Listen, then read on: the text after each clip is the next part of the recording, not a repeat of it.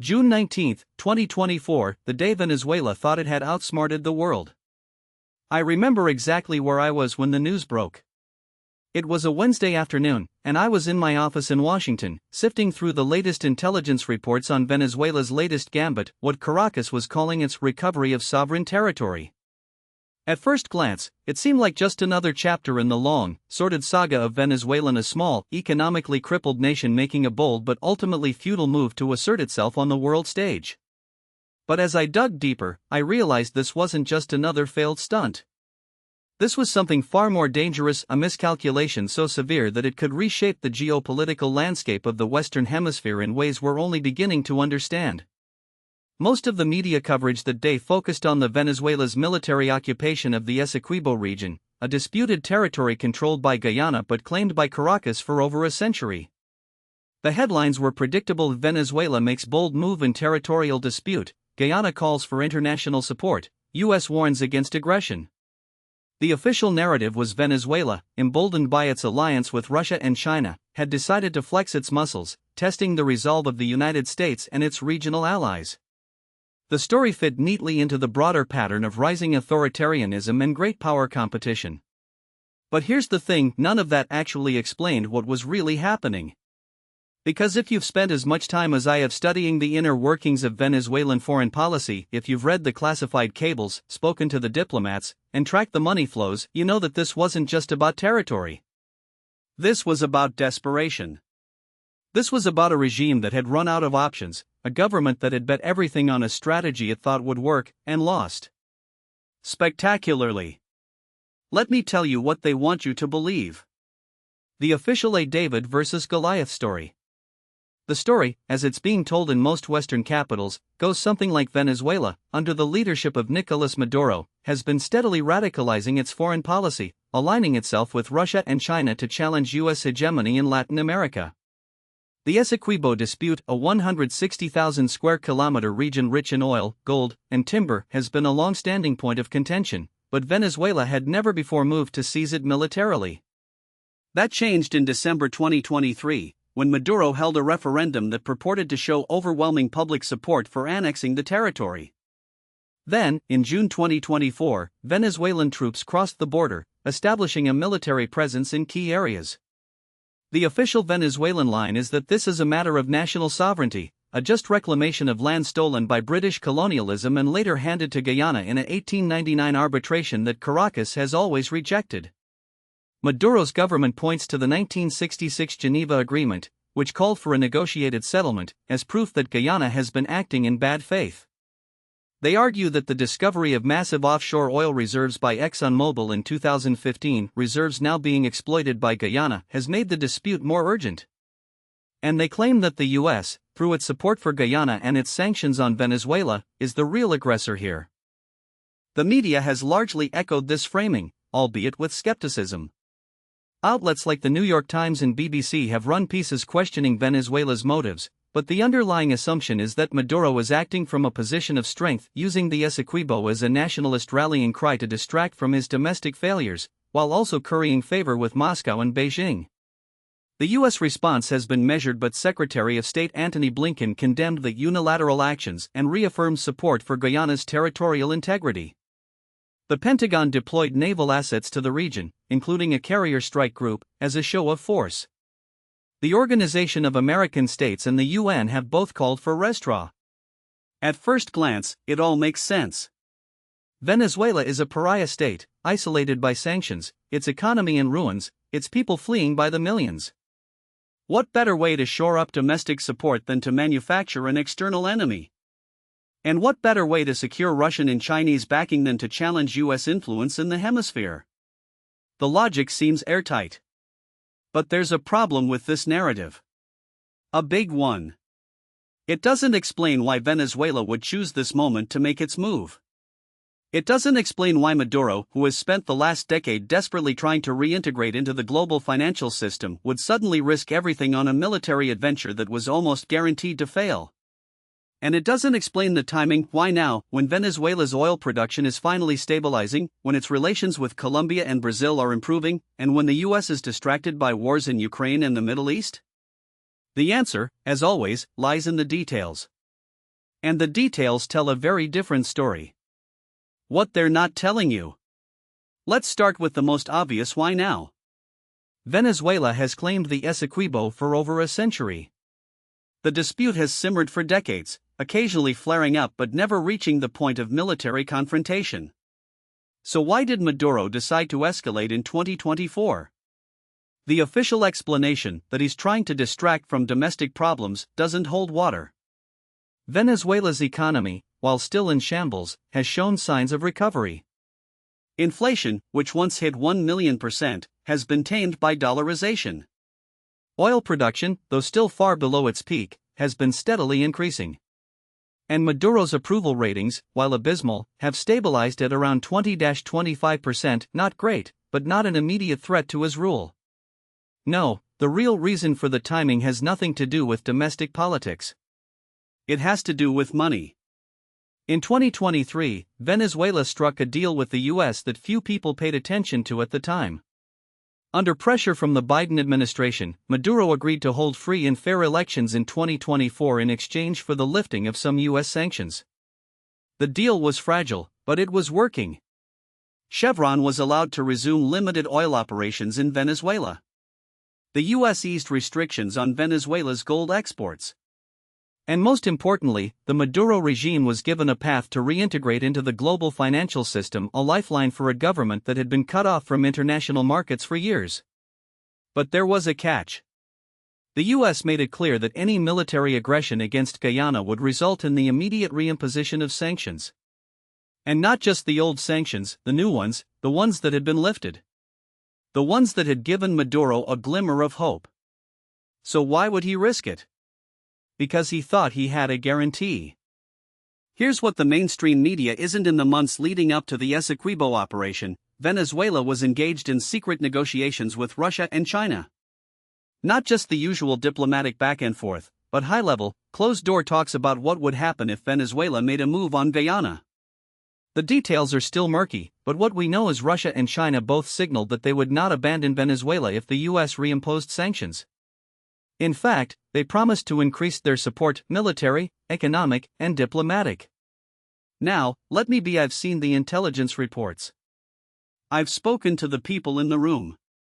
And I can tell you that Maduro genuinely believed that this time, the great powers would back him. He thought that Russia, fresh off its successes in Ukraine, would provide air cover. He thought that China, eager to extend its influence in Latin America, would step in with financial support. And he thought that the US, bogged down in multiple conflicts, would blink. He was wrong. Russia, it turns out, was in no position to bail Venezuela out.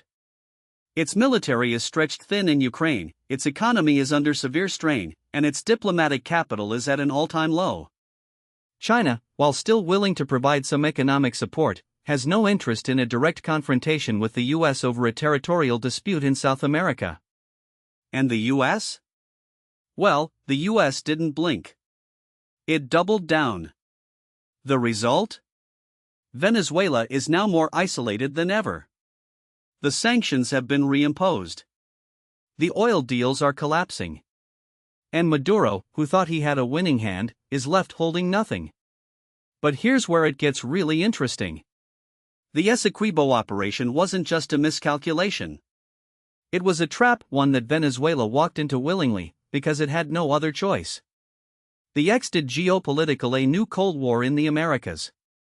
To understand why Venezuela thought this would work, you have to understand the broader geopolitical game being played right now.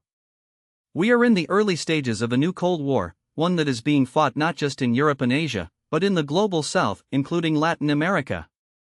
And Venezuela, for all its dysfunction, is a key battleground in this struggle. For the last 2 decades, the US has treated Latin America as its de facto sphere of influence. The Monroe Doctrine, though rarely invoked by name, has been the guiding principle of American policy in the region. But that is changing. Russia and China have been steadily increasing their presence in Latin America, challenging US dominance in ways we haven't seen since the Cold War. And Venezuela, with its vast oil reserves and strategic location, is the crown jewel of this competition. Let's break it. Russia's Moscow has been cultivating Venezuela as a client state for years. It has provided military support, including advanced S-300 air defense systems and Su-30 fighter jets. It has invested heavily in Venezuela's oil sector, helping to prop up the Maduro regime when no one else would. And it has used Venezuela as a staging ground for its broader ambitions in the hemisphere, arming leftist governments, training militias, and even conducting joint military exercises with the Venezuelan Navy. But Russia's support comes with strings attached. Venezuela is not just a partner, it's a proxy. Moscow sees Venezuela as a way to distract the US, to force Washington to divert resources and attention away from Europe and the Middle East. And in the Essequibo dispute, Russia saw an opportunity to test US resolve. If the US didn't respond forcefully, it would send a message to the rest of Latin: the Americans are weak. You can challenge them without consequences. Beijing's approach is more subtle, but no less strategic. China has invested billions in Venezuela's infrastructure, including ports, railways, and telecommunications networks. It has become Venezuela's largest creditor, holding over $60 billion in debt. And it has used its economic leverage to push Venezuela into its orbit, pulling it away from traditional US allies in the region. But China's interests in Venezuela are not just economic. They're geopolitical. Beijing sees Latin America as a critical front in its competition with the US.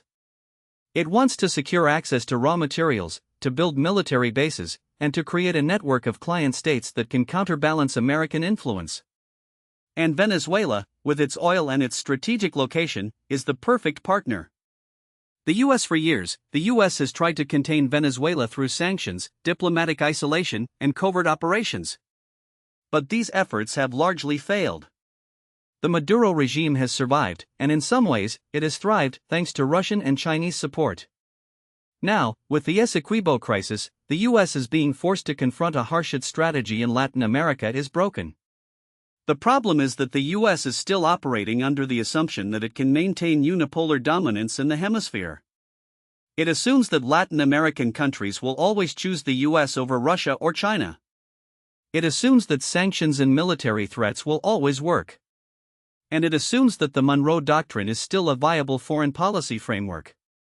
But those assumptions are no longer valid. The world has changed. The US is no longer the only game in town. And Venezuela, for all its flaws, is proving that even a weak state can challenge American hegemony if it has the right backers. This is the real story behind the Essequibo crisis. It's not just about a territorial dispute. It's about the future of American power in Latin America. And it's about whether the US is willing to accept a multipolar world or whether it will keep fighting a losing battle to maintain its dominance. Military and strategic: the illusion of a quick victory. Now, let's talk about the military dimension of this crisis. Because if there's one thing that should keep policymakers up at night, it's the fact that no one in Washington seems to have a coherent strategy for what comes in. The US response to Venezuela's incursion has been show of force, diplomatic condemnation, and economic pressure. The Pentagon has deployed a carrier strike group to the region, along with additional fighter jets and reconnaissance assets. The US has also increased military aid to Guyana, including advanced radar systems and anti-aircraft missiles. And it has warned Venezuela that any further aggression will be met with a swift and decisive response. But here's the: no one actually wants a war. Venezuela's military is a shadow of what it once was. Years of corruption, mismanagement, and brain drain have left it ill-equipped for a conventional conflict. Its air force is outdated, its navy is a joke, and its ground forces are stretched thin by internal security missions. The idea that Venezuela could successfully occupy and hold the Essequibo against a determined US-backed Guyana is laughable. But that doesn't mean a war wouldn't be disastrous. Let me tell you something I've learned from studying conflicts like Iraq, Afghanistan, and asymmetric warfare is the great equalizer. Venezuela may not be able to defeat the US in a conventional war, but it doesn't have to. All it has to do is make the cost of intervention too high. And it has plenty of tools to do that. First, there's the Russian factor. While Moscow may not be able to provide direct military support, it can make life difficult for the US in other ways. Cyber attacks, disinformation campaigns, and even the threat of escalation in Ukraine could force the US to divert resources away from Venezuela. And let's not forget that Russia still has a significant presence in Venezuela, including military advisors and intelligence assets. If the US were to launch airstrikes against Venezuelan forces, Russia could retaliate in ways that are hard to predict. Second, there's the guerrilla option. Venezuela has a long history of supporting irregular forces in the region, from the FARC in Colombia to Hezbollah cells in the tri-border area. If the US were to intervene directly, Venezuela could activate these networks, turning the Essequibo into a quagmire. We've seen this movie before, it doesn't end well. Third, there's the economic weapon. Venezuela could sabotage its own oil infrastructure, sending global prices soaring. It could also encourage its allies Russia, Iran, and even China to retaliate economically, further destabilizing global markets. The US may have the military advantage, but it doesn't have the economic leverage it once did. And then there's the domestic political risk.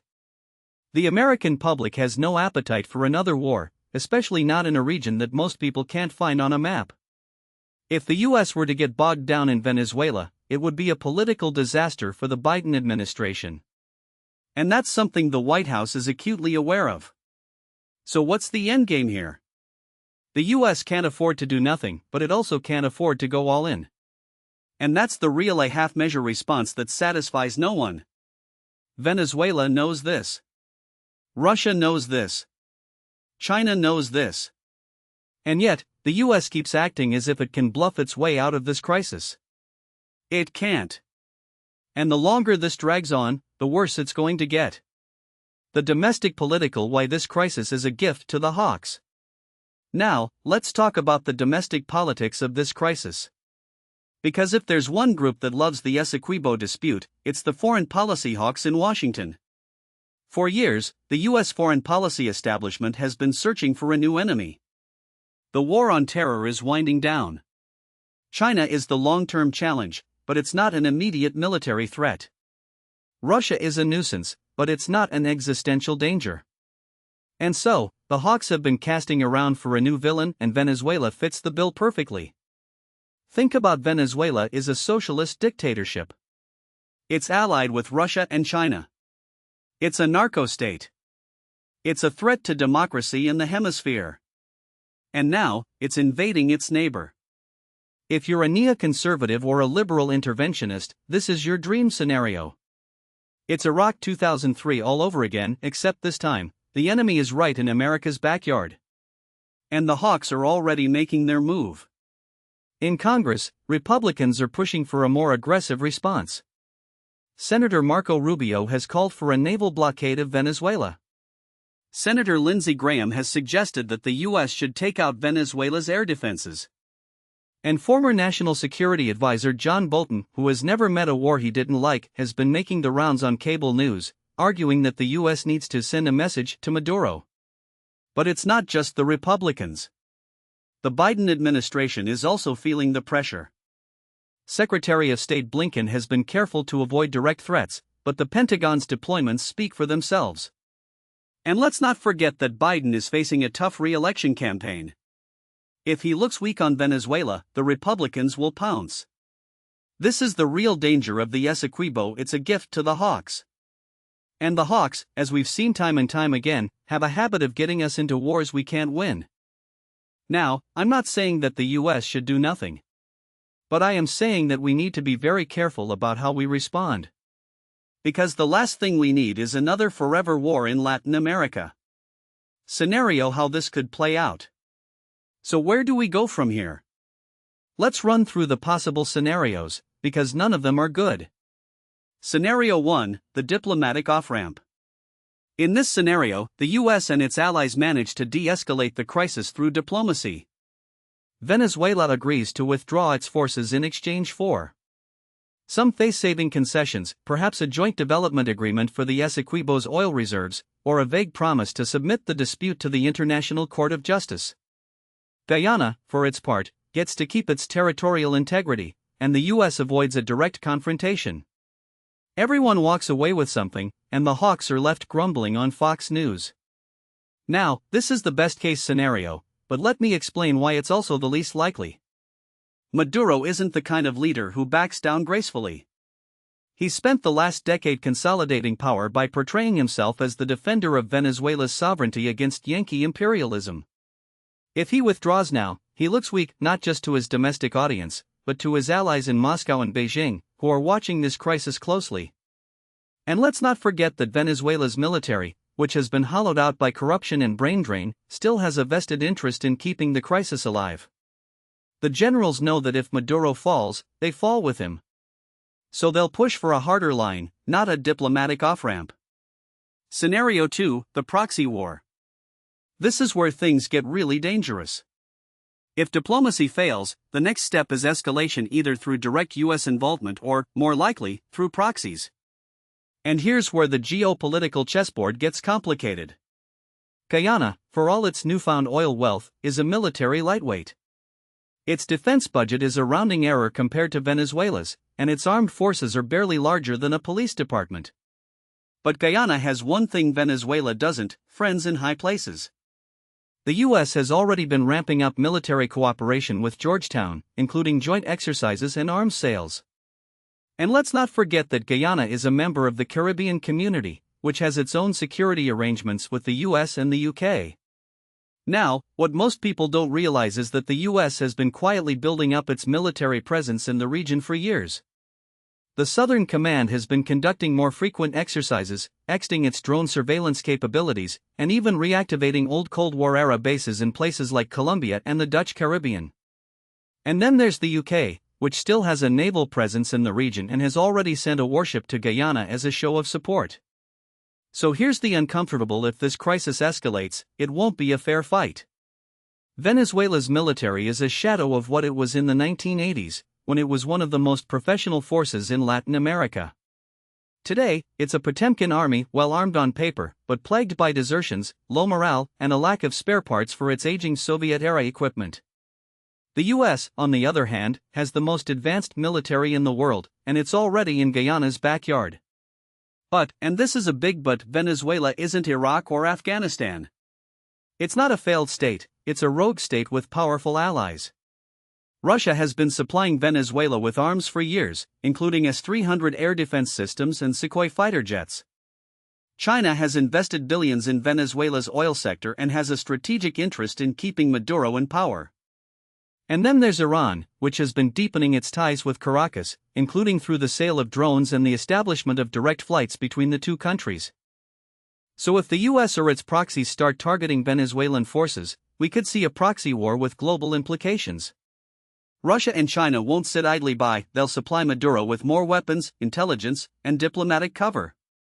Iran could use Venezuela as a staging ground for attacks on US interests in the region, just as it did in the 1980s with Hezbollah in Lebanon. And let's not forget that Venezuela shares a border with Colombia, a US ally that's already dealing with its own internal conflicts. This is the scenario that keeps me up at night. Because once you start a proxy war, it's almost impossible to control how it ends. Scenario 3, the Cuban Missile Crisis 2.0. Now, let's talk about the worst-case scenario.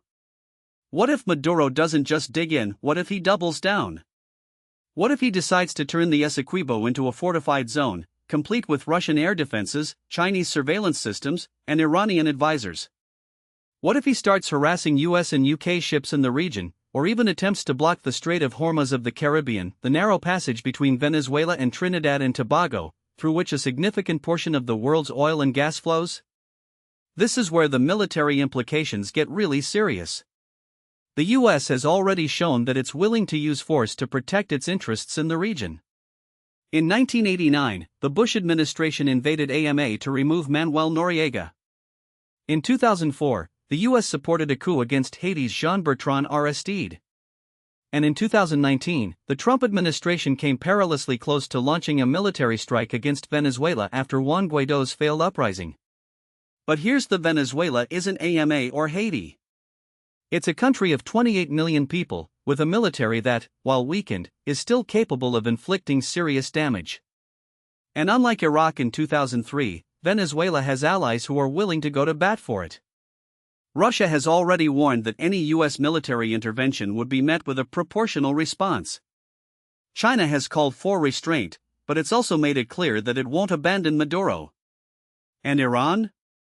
Well, let's just say that Tehran has a long history of asymmetric warfare. So what does a proportional response from Russia look like? It could mean more arms sales to Venezuela, including advanced anti-ship missiles that could threaten U.S. naval operations in the Caribbean. It could mean cyber attacks on U.S. infrastructure, or even the deployment of Russian advisors to Venezuela's military. And if the U.S. responds with more sanctions or military strikes, we could see a tit-for-tat escalation that spirals out of control. This is why the Essequibo crisis is so dangerous. It's not just about a piece of land, it's about the future of U.S. hegemony in Latin America. And if the hawks in Washington get their way, we could be looking at a new Cold War in America's backyard. Now, I'm not saying that the U.S. should do nothing. But I am saying that we need to be very careful about how we respond. Because the last thing we need is another forever war, especially one that could draw in Russia, China, and Iran. So what's the alternative? That's the question I'll tackle, and because there is a way out of this mess, it just requires something that's in short supply in Washington: these strategic patience. Now, what most people don't realize is that the real battleground in Venezuela isn't just the Essequibo, it's the streets of Caracas, Maracaibo, and Valencia. Because while the world fixates on Maduro's saber-rattling and Washington's sanctions, the domestic political landscape is quietly unraveling in ways that could make the current crisis look like a warm-up act. Let me explain why this matters. For years, the conventional wisdom in Western capitals has been that Maduro's regime is a house of cards, propped up only by repression and Russian oil money. The narrative goes something like: the economy is in freefall, the people are starving, the military is restless, so it's only a matter of time before the whole thing collapses under its own weight. But here's the uncomfortable: that narrative has been wrong for nearly a decade. And if we don't understand why, we're going to keep making the same mistakes. Take the 2018 presidential election. The US, the EU, and the Lima Group all declared it a sham before the first vote was cast. They were right, it was a farce. But here's what Maduro didn't need legitimacy to stay in power. He needed control.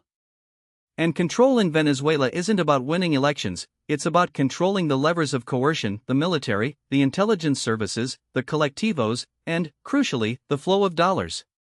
In 2019, when Juan Guaidó declared himself interim president, he had the backing of 50 countries. He had the U.S. Treasury's sanctions machine behind him. He had the moral high ground. And yet, he failed. Why? Because Maduro had already neutralized the domestic opposition's most potent: the military's fear of being left holding the bag when the regime fell. Let's talk about the military for a second, because this is where the real story lies.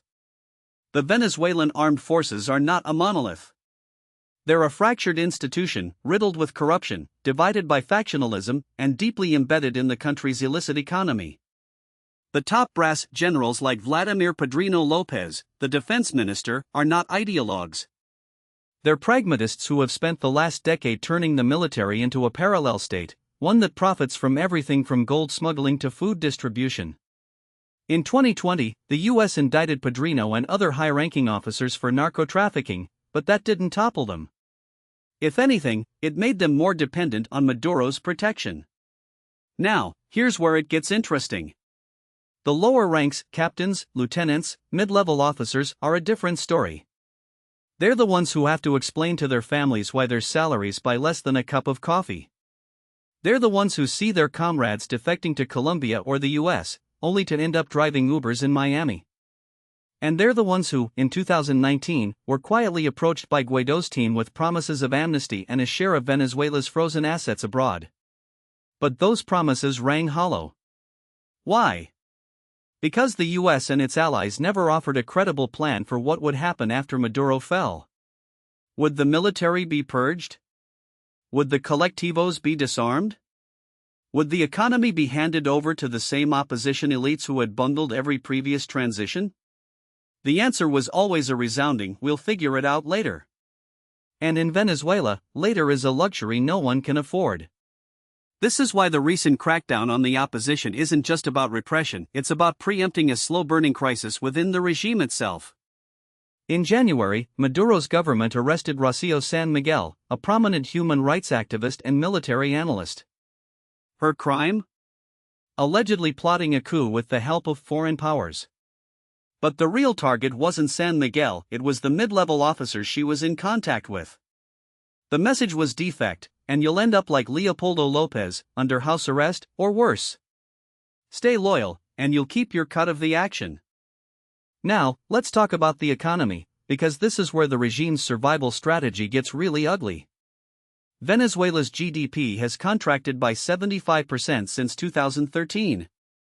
Hyperinflation has destroyed the bolivar. The country's oil production, once the lifeblood of the economy, has plummeted from 3.5 million barrels per day in 1998 to less than 800,000 today. And yet, Maduro is still standing. How? Because he's turned Venezuela into a kleptocracy on steroids, one that thrives on scarcity and sanctions. Here's how the government controls the distribution of food, medicine, and gasoline. If you're loyal, you get access. If you're not, you starve. The military and the colectivos run the black market, selling everything from subsidized gasoline to US dollars at exorbitant rates. And the sanctions? They become a convenient scapegoat for every economic woe, while also creating a parallel economy where the regime and its cronies can launder money through shell comies in AMA, Dubai, and Moscow. In 2022, the U.S. Treasury estimated that Maduro and his inner circle had stolen at least $10 billion from the state. That's not a bug of the system, it's the feature. But here's this model is unsustainable. The economy is running on fumes. The sanctions have made it harder for the regime to access dollars, but they've also made it harder for ordinary Venezuelans to survive. And the military's grip on the illicit economy is creating resentment among the lower ranks, who see the generals getting rich while they struggle to feed their families. This is why the recent protests in the state of Taquira, near the Colombian border, are so dangerous. They're not just about gasoline shortages, they're about the growing divide between the military's top brass and the rank and file. So where does this leave us? Let's game out the scenarios. First, the status quo. Maduro muddles through, using repression and patronage to keep the military in line. The economy continues to stagnate, but the regime survives by tightening its control over the illicit economy. The opposition remains fractured, with Guaido's faction discredited and a new generation of leaders emerging like Maria Corina Machado, who won the opposition's primary in 2023 but was barred from running in the presidential election. The US and its allies keep sanctions in place, but they don't escalate. Russia and China continue to prop up the regime with loans and oil deals. And the Essequibo dispute simmers in the background, a convenient distraction from Venezuela's domestic woes. This is the most likely scenario in the short term. It's ugly, but it's stable, at least for now. Second, the collapse scenario. The economy implodes. The military fractures.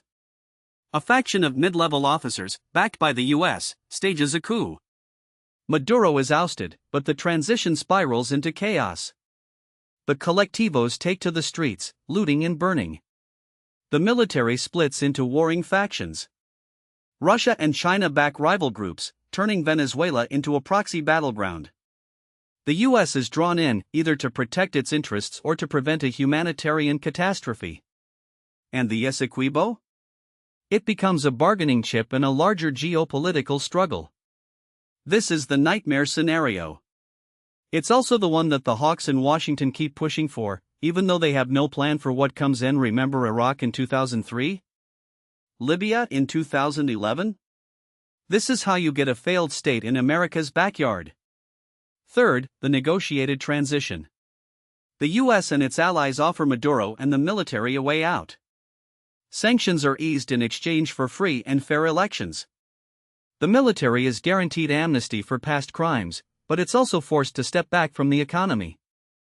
The opposition is given a seat at the table, but it's also forced to make concessions like recognizing that the military isn't going anywhere. And the Essequibo? It's put on the back burner, at least for now. This is the best-case scenario. It's also the least likely, because it requires something that's in short supply in both Caracas and political will. Maduro would have to believe that he can survive without power. The military would have to believe that it can keep its privileges without Maduro. And the US would have to believe that it can live with a Venezuela that's not a client state. So which scenario are we heading toward? Right now, it looks like the status quo. But the cracks are showing. The economy is on life support. The military is restless. And the opposition is starting to realize that it can't just wait for Maduro to fall, it has to offer a viable alternative. Here's the bottom: Venezuela's crisis isn't just about Maduro. It's about a political system that has collapsed, an economy that has been looted, and a military that has become a law unto itself. And until we understand that, we're going to keep making the same mistakes, sanctioning, isolating, and hoping for the best, while the country burns. The question now is whether anyone in Washington is paying attention. Because if they're not, we're about to find out just how bad things can get.